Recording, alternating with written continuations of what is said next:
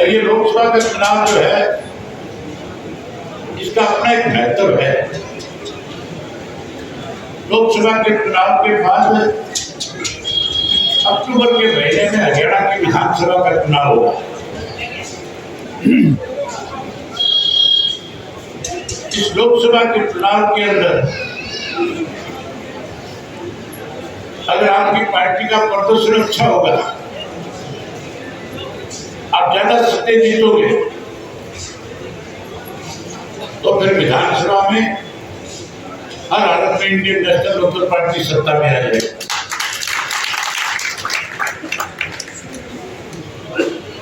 जो लोग बड़े बड़े दावे कर रहे थे, तो ये कह रहे थे हम तो 10 की 10 सीट जीतने में सक्षम है, आज उनकी हवा निकली हुई है। आज उनके किसी भी नेता की इतनी हिम्मत नहीं है कि वो अखबार के माध्यम से भी इस किस्म का बयान दे दे कि पार्टी मेरी जो जिम्मेवारी लगाएगी मैं उसको निभाऊंगा। हैरानी की बात है, कांग्रेस के लोगों ने दावे तो बहुत बड़े बड़े किए, लेकिन जो जो चुनाव की तारीख नजदीक आ रही है, कांग्रेसी अखबारों में बयान देते और कहते हैं चौधरी भूपेंद्र सिंह हुड्डा का बयान आया था, कह रहे थे शैलजा और सुरजेवाला बड़े नेता है, कह रहे थे ये दोनों चुनाव लड़े लोकसभा। अगले दिन शैलजा जी का बयान आता है, वो कहती है मैं तो लोकसभा नहीं विधानसभा लड़ूंगी, भूपेंद्र सिंह हुड्डा को लोकसभा लड़ना चाहिए। जिस आदमी ने रोहतक की चौधर का नारा देकर के कहीं आपको डराया था, आज उसकी हालत ऐसी है, मुझे इस बात पर लेकर के शंका भी है कि लोकसभा के चुनाव में दोनों बाबू का कहीं रोहतक छोड़ना है। दीपेंद्र तो ये कह करके भागेगा कि मैं तो राज्यसभा का मेंबर, और भूपेंद्र ये कह के भागेगा कि मैंने तो विधानसभा का चुनाव लड़ना है, मुख्यमंत्री बनना है। क्योंकि आज इनको इस बात का एहसास हो गया कि आने वाले समय में कांग्रेस पार्टी का दाव नहीं लगेगा। जहां भारतीय जनता पार्टी कमजोर हुई है, मैं 24 फरवरी से लेकर के और 15 सितंबर तक मैंने हरियाणा प्रदेश के 2000 से ज्यादा गांवों का भ्रमण किया। मैंने एक परिवर्तन यात्रा की थी जो मैंने श्रृंगार से शुरू करी थी और कुरुक्षेत्र की धरती पे जाकर के खत्म किया। 90 के 90 विधानसभा क्षेत्र के लोगों से मिलकर के आया।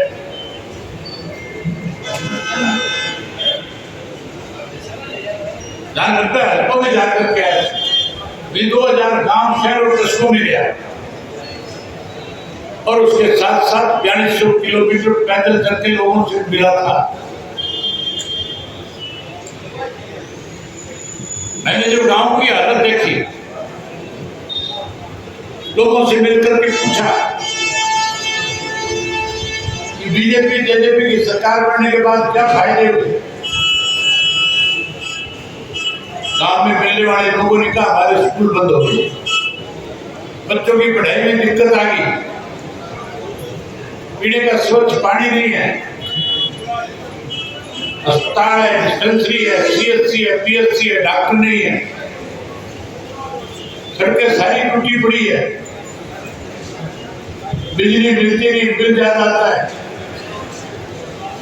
नशे का बहुत प्रकोप है, नशा बहुत बढ़ गया, अपराध बढ़ गए, भ्रष्टाचार बढ़ गया, कानून व्यवस्था खत्म हो गई, पढ़े लिखे नौजवान बच्चे मेरे कहने लगे रोजगार नहीं है, नौकरी नहीं है। जगह कुरुक्षेत्र, करनाल, कैथल, अम्बाड़ा उन जिलों में गया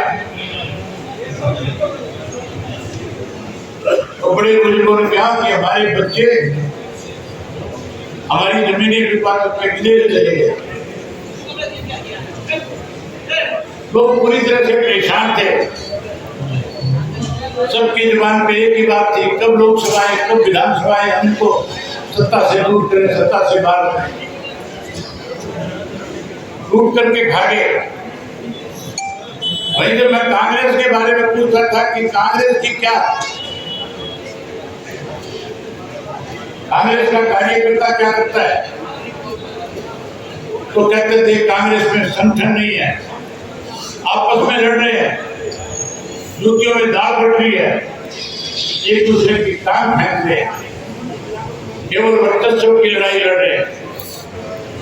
मैंने पूछा आपके पास अल्टरनेट क्या है? लोगों ने खुद की कहा कि हमने चौधरी देवीलाल की नीतियों को आगे बढ़ाया, चौधरी देवीलाल और प्रकाश चौटाला का राज देखा, तो सुविधाएं उनके राज में मिलती थी, वो सुविधा करते हैं।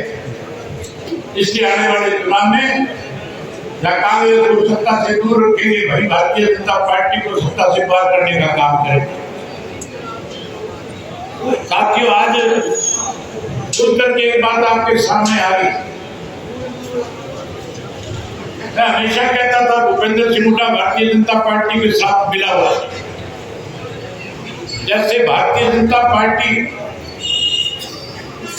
उनको इशारा करती है, उसी को लेकर के आगे बढ़ने का काम करता है। चाहे राज्यसभा का चुनाव हो, चाहे कोई और इशू हरियाणा प्रदेश के हो,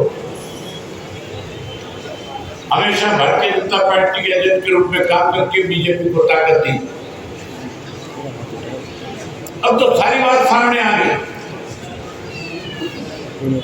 याद करो,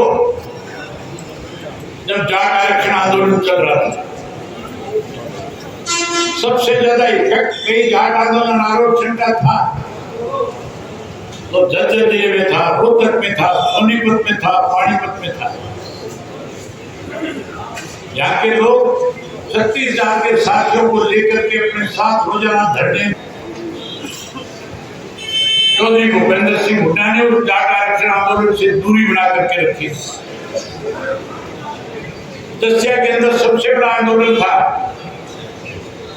मुझे आंदोलन चलाने वालों की तरफ से समाचार गया। मैं उस वक्त अपोजिशन का लीडर था। सरकार आंदोलनकारियों को डरा रही थी, धमका रही थी, कह रही थी जमीनों की कुर्की कर देंगे, हमारे ट्रैक्टर सड़कों पे चलने नहीं देंगे, जब्त कर देंगे, लाइसेंस रद्द कर देंगे, पासपोर्ट खत्म कर देंगे, अनेक तरह का डर और भय दिखा रहे। मुझे दसिया के आंदोलन के संचालन करने वाले लोगों का टेलीफोन आया। उन्होंने कहा कि आप भी हमारे आंदोलन में आओ, हमें समर्थन दो। मैं हजारों साथियों के साथ उस आंदोलन में गया और मैंने खुल करके कहा कि मेरे लिए राजनीति बड़ी नहीं है, मेरे लिए अपना समाज बड़ा है। अगर कोई मेरे समाज को गाली देगा, अगर कोई मेरे समाज के साथ बदतमीजी करेगा, अगर कोई मेरी कौम को कहीं अपमानित करने का काम करेगा, तो मैं सारी चीजें छोड़ करके अपनी कौम के साथ आकर के खड़ा हो जाऊंगा। मैंने सब धर्मों पे जाकर के समर्थन दिया, खुल करके बोल किया।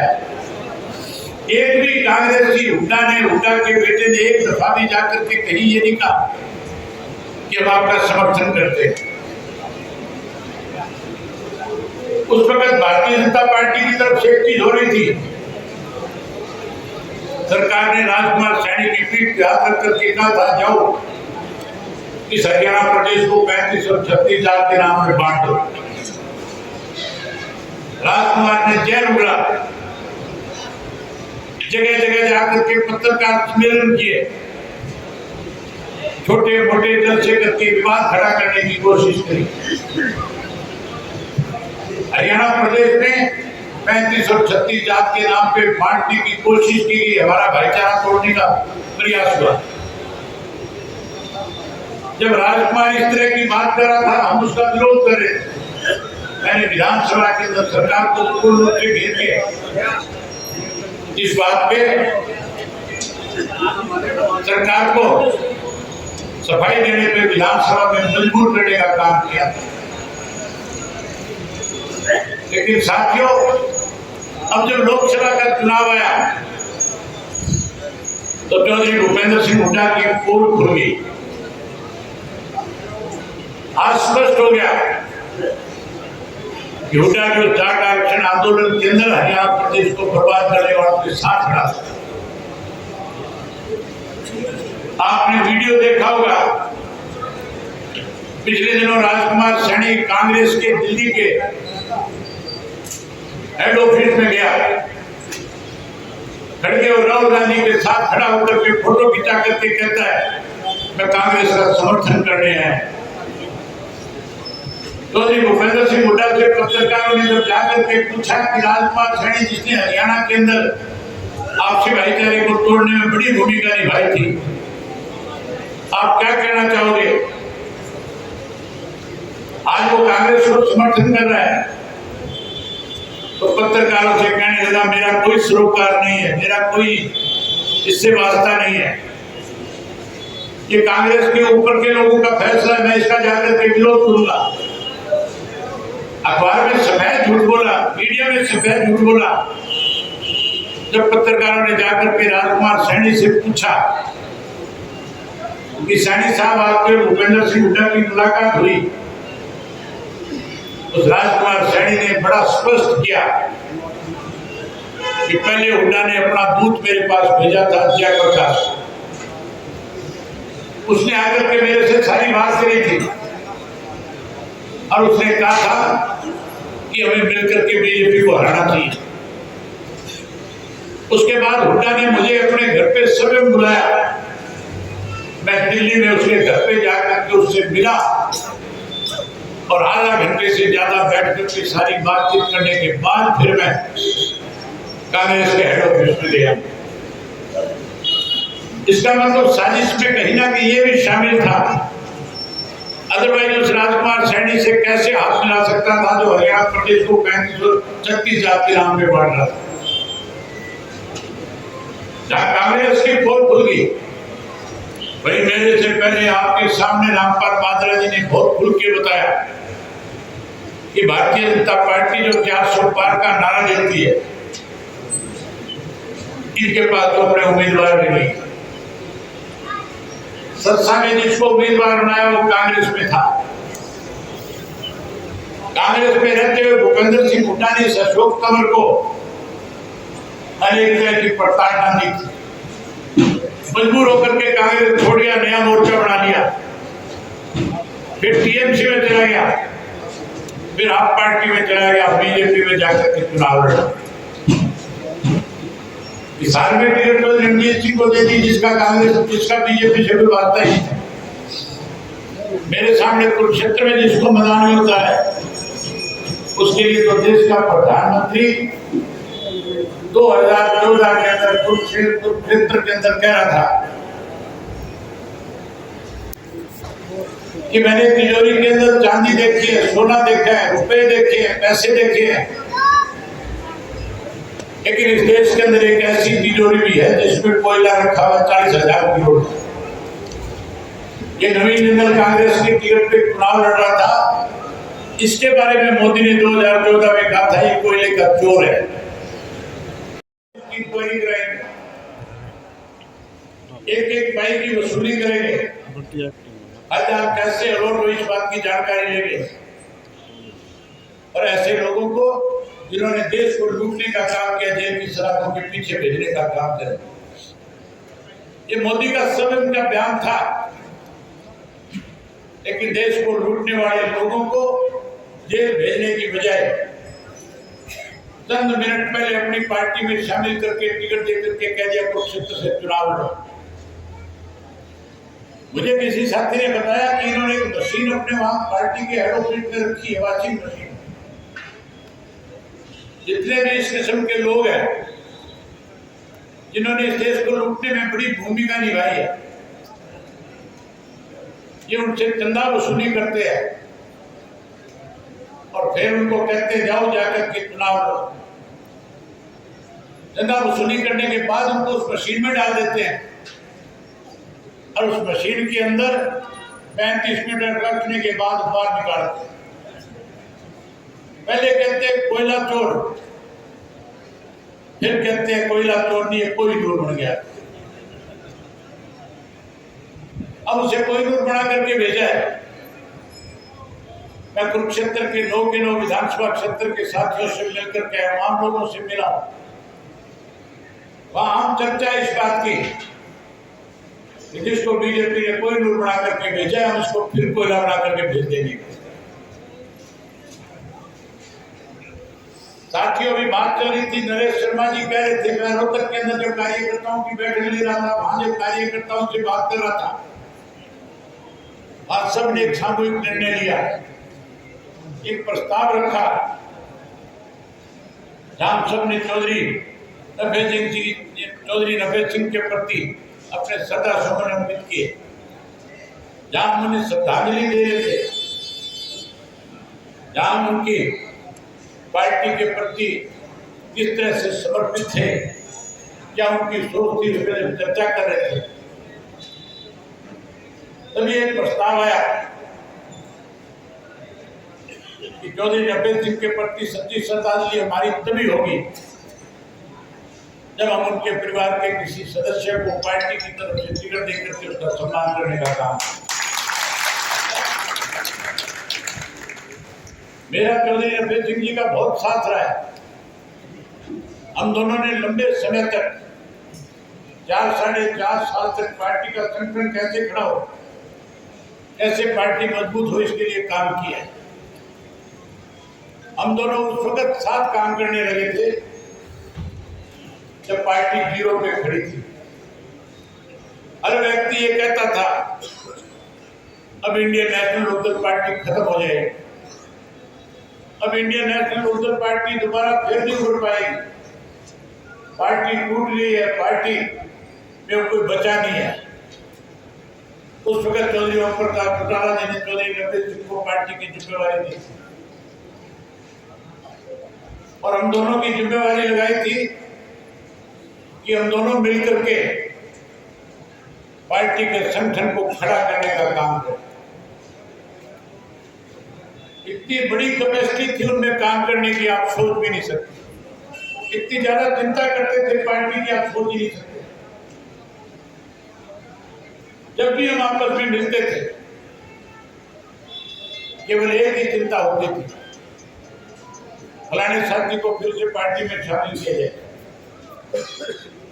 संगठन कैसे मजबूत हो, इसके लिए हमें गांव-गांव, शहर-शहर, वार्ड-वार्ड के लोगों से जाकर के संगठन से जोड़ने का काम करना। जहाँ की सरकार की छोटी मोटी कोई बेकायदगी होती थी उसको कैसे उजागर करें।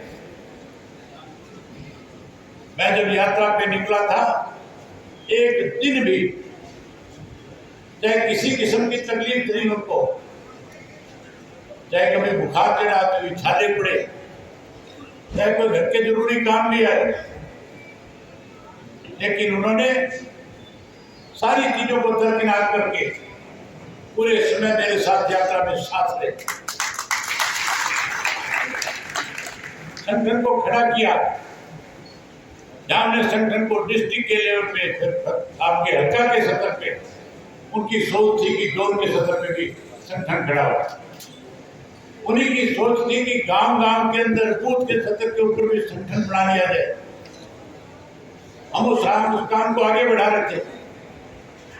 सत्ता में बैठे लोगों को तकलीफ हो रही थी। इन सत्ता से जुड़े हुए लोगों ने, सत्ता में बैठे हुए लोगों ने जिस तरह की घिनौना काम किया है,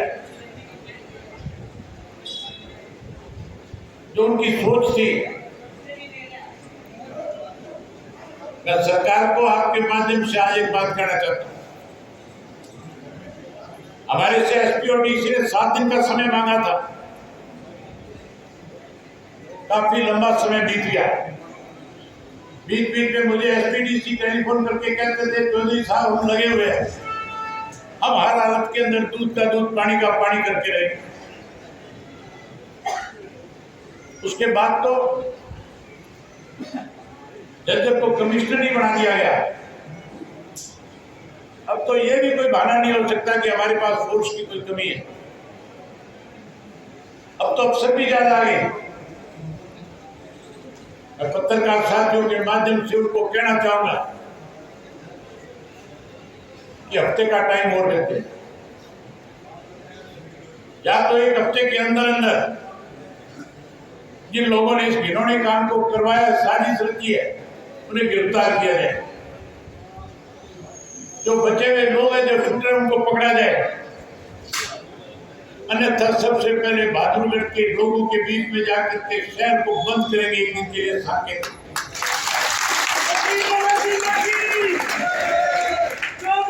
एक दिन बहादुरगढ़ शहर को बंद रखेंगे। उसके बाद भी अगर इनको इस बात से